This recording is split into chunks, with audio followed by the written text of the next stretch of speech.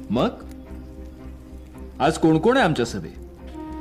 राज, हिरडस मावळातलं 600 मावळं आहेत आपल्या बरोबर. हे आहेत आमचं बांदरगडी, वाघोजी, शंकराजी, पिलाजीराव, यशवंतरावजी बांदर.